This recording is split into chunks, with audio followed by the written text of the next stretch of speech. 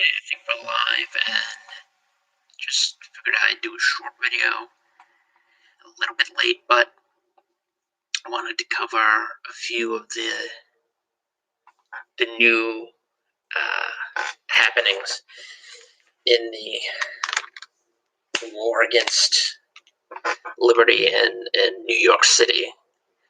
So, in terms of statistics, I think 27,000 or 28,000 people in New York State have died from the coronavirus. And it's pretty remarkable when you look at the statistics, how it compares with the national statistics. So I think overall, nationally, around a little bit over 60,000 people have died. I forget the exact figure, but hi, Miss Bluebird. Um, I think it's somewhere on the order of 60,000. So it's really amazing when you think that over 40% of the deaths in the United States have come from one state, despite the fact that most of the country was in some stage of lockdown. The overwhelming plurality of cases happened in the New York tri-state area, in New York City, New York State, New Jersey. They also have a large death toll from corona, and Connecticut. And there are, of course, other states. For example, in Louisiana, I think New Orleans has one of the highest per capita rates of coronavirus, but it's largely a Northeast, particularly Mid-Atlantic and a New York problem. And one of the reasons it's such a problem in New York is because of the sheer incompetence and malfeasance from elected officials in New York City. You have to remember these were the same people. I think I talked about this on an earlier video, but we have a health commissioner who, when she was health commissioner of Baltimore, essentially encouraged people to riot, or at least didn't dissuade them from rioting. She said they had to let out their frustrations. And the previous health commissioner had a medical degree from the University of Zimbabwe.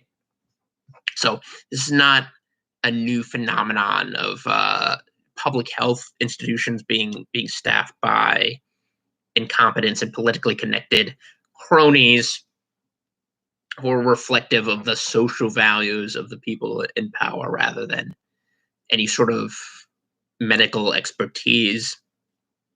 And you had the chair of the public health committee in the New York City Council, Mark Levine, encourage people to go to the Lunar New Year parade, the Chinese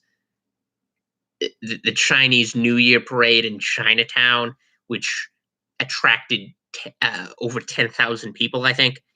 This was right before the outbreak started to metastasize. We know now that there were people in New York much earlier than mid-February, but this was this was right around the cusp of nationwide shutdowns for different sports and statewide shutdowns.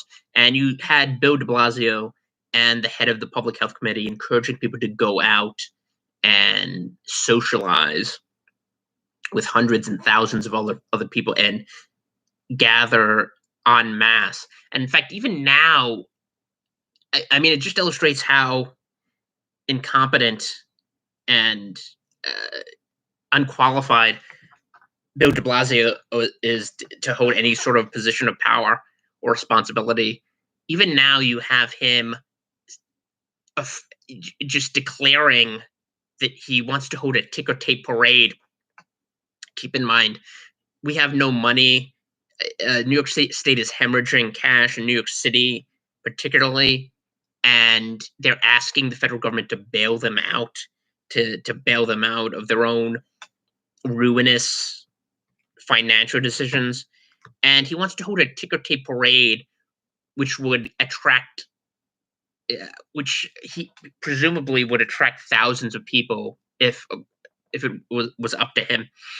And I did a video about this where I read passages from the Great Influenza, and in that book he actually describes what happened when Philadelphia decided to hold parades welcoming home World War I veterans from the U.S.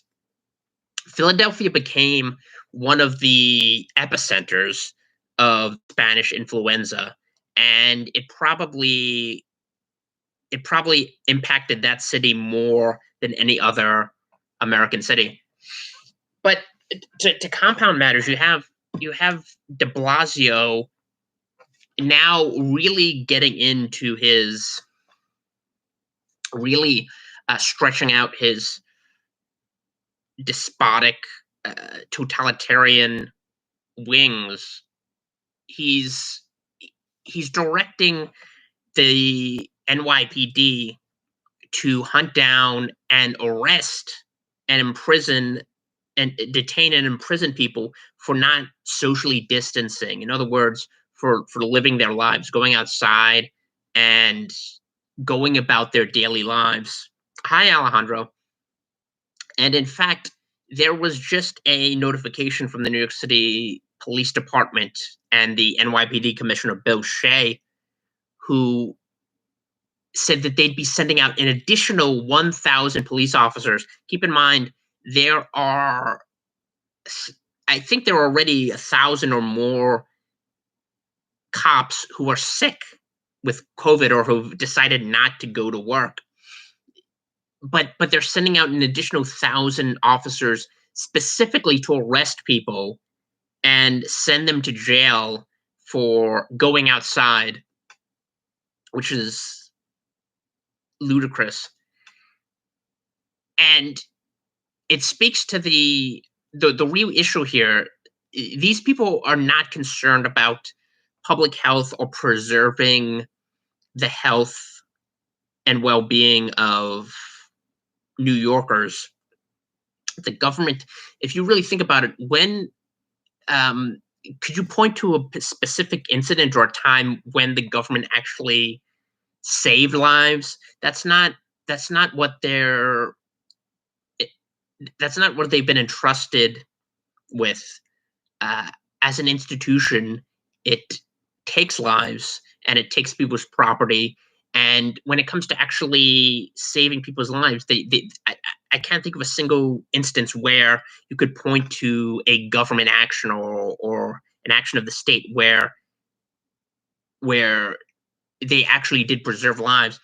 And one of the greatest examples of this is that the abortion clinics are still operating at full steam, at least here in the Northeast, and no one is objecting to that. So they're already killing people, killing hundreds of people, albeit ones that are in utero, and none of these same politicians has raised an eye. But now you're going to have people arrested. You're going to actually force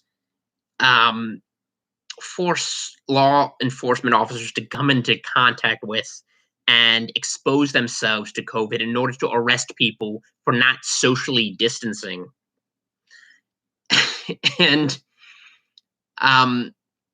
one of the things that happened this week was de Blasio attacking the Satmar community for holding a funeral, which attracted, I think, somewhere on the order of 1,000 people.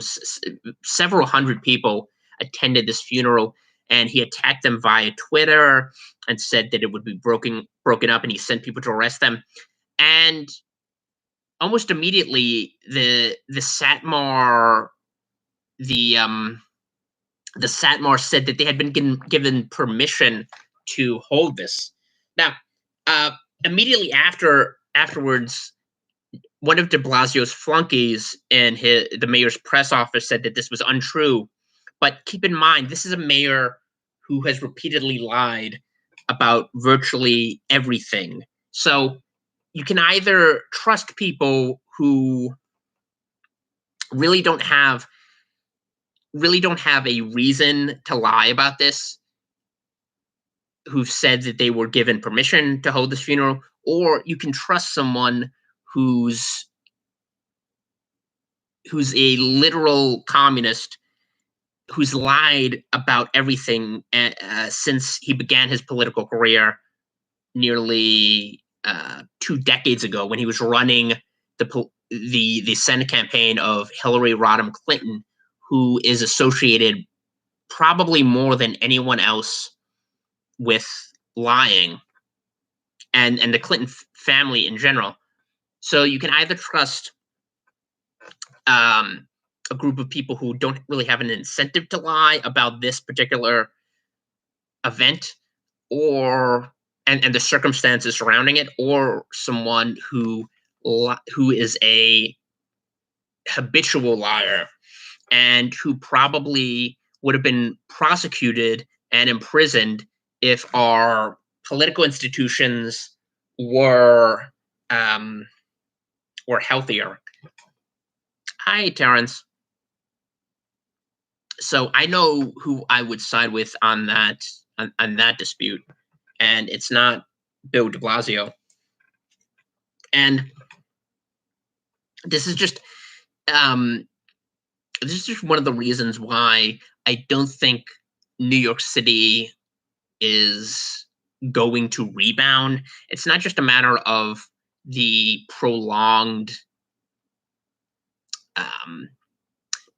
shuttering of businesses and the subways being colonized by homeless people, and to the point where now, for the first time in its history, the subways, the MTA is stopping 24-hour service. So from I think midnight until 5 a.m., the trains are going to be taken out of service and disinfected, because they've become overrun by homeless people who are using them as a makeshift shelter. So it's not just these practical things, but I think it's the political geography of New York, and which I don't think is going to improve much once de Blasio mercifully leaves office a year from now. It's if anything, it's probably going to get worse, and you're going to see people like Alexandria Ocasio-Cortez and more open communists and Marxists take over. So this prognosis that people are going to decide to leave New York City, I think COVID is definitely overshadowing all of that. But I think it also is a realization among a lot of people, particularly anyone who has the means to leave, that they don't really want to be here in the future. So that was just a little bit about what's happening in New York City. This is something that is sobering, but they're responding more rapidly, the cops, to 311 calls, narking on people. Oh yeah, this in Chicago. Yeah, I'm sure it's happening in other cities that have active transit systems. I mean, I don't know what it's like in LA, because I know a lot of people in Los Angeles don't use the subway. It's not really a in terms of a commuter culture, it's based around cars, but it's probably like this in other cities like Chicago, or like I'm sure the BART in San Francisco is probably even worse, because San Francisco was horrible even before the coronavirus. I mean, it was you had all sorts of vectors for disease before that happened. Although London Breed, I think her name is, the mayor, is handling it better than the mayor of New York City. Hi, First Corinthians. Hi, Irene. but yeah, the cops here are responding to 311 calls within a half hour. And now keep in mind there's maybe 5 or 10% of the NYPD that's out of commission, that is called in sick. I think it's been reduced since there have been more recoveries, but there's still a huge percentage of cops who just aren't showing up for work or reporting in sick. So you have an understaffed police department, and what are they doing? They're responding to complaints by uh, erstwhile Stasi, American Stasi agents informing on their neighbors because they're outside. Um, that's what they're responding to. They're responding to this in under a half hour, which is actually pretty quick, pretty quickly given the circumstances. But people who are reporting deaths, who are reporting people dying in their apartment, they are responding to those, which are 911 calls, uh, within 4 hours. So in other words, you're staying inside of a room with the corpse of your relative or your roommate, or someone in the same apartment.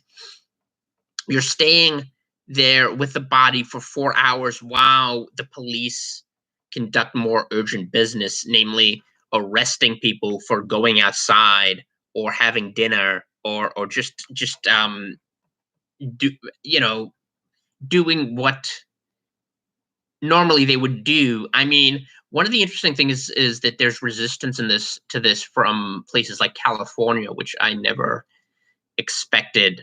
Um, New York might be a lost cause, but yeah, it is kind of unbelievable, but it's happening, unfortunately. Anyway, I just wanted to give you an update. I know it's been a while since I did a video, but uh,